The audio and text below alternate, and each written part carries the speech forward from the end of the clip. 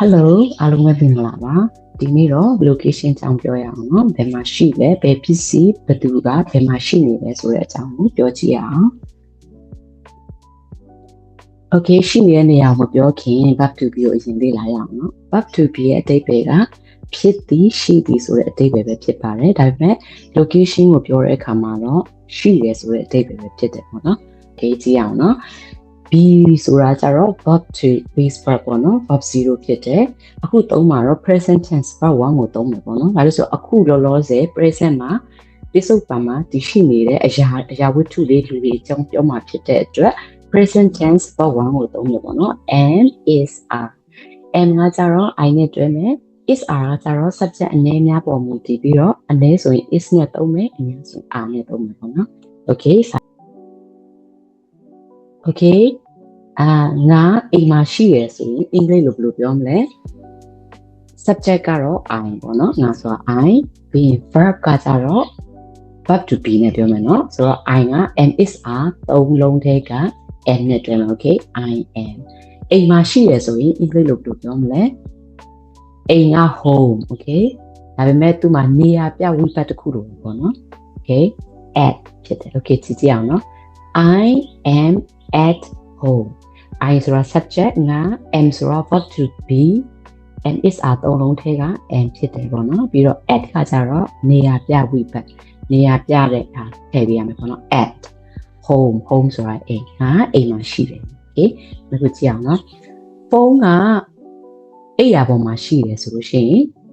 ဘယ်လိုပြောမလဲဖုန်းဆိုလို့ရှိရင် okay the phone okay ဖုန်းကတစ်လုံးထဲမို့လို့ am is are ထဲကဘယ်ဟာကိုတွဲမလဲ is နဲ့တွဲမယ်ဟုတ်ပြီ the phone is ဘယ်မှာရှိလဲအိမ်ရာပေါ်မှာရှိတယ် okay the phone is on the bed အိမ်ရာပေါ်မှာရှိတယ် okay နောက်တစ်ခုကြည့်ကြည့်အောင်ဒီကြောင်ကဥယျာဉ်ထဲမှာရှိတယ် okay ဆိုပြီးကြောင်ဆိုလို့ရှိရင် the cat okay ရှိပြီ am is are ထဲကဘာကိုထည့်မလဲတကောင်မဲဆိုတော့ is နဲ့သုံးမယ် okay the cat is in the garden တောင်ကဥယျာဉ်ထဲမှာရှိတယ် the cat က subject ရှိသည်ဆိုတဲ့ verb က am is are ထဲမှာ the cat ကအနည်းဆိုတော့ is နဲ့သုံးမယ်ဒီဥယျာဉ်က garden okay ဥယျာဉ်ထဲမှာနေရာပြဝိပတ်ကိုသုံးရမယ် in okay ဆိုတော့The cat is in the garden. Okay. နောက်တော့ကျောင်းသားတွေကအတန်းထဲမှာရှိကြတယ် Okay. ကျောင်းသားတွေဆိုရင် the students. Okay. ရှိသည်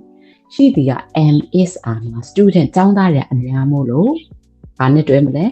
are နဲ့တွဲမယ် The students are အတန်းဆိုလို့ရှိရင်အင်္ဂလိပ်လိုဘယ်လိုပြောမလဲအတန်းထဲမှာ The students are အတန်းက classroom. Okay.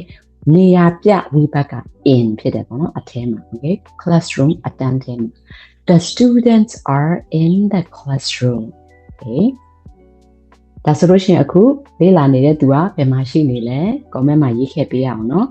I am ကျေးဇူးအများကြီးတင်ပါတယ်အခုလိုမျိုးအင်္ဂလိပ်စာကိုအတူတူလေ့လာမယ်ဆိုလို့ရှိရင် Slow English Channel ကို subscribe လုပ်ထားရအောင်နော် see you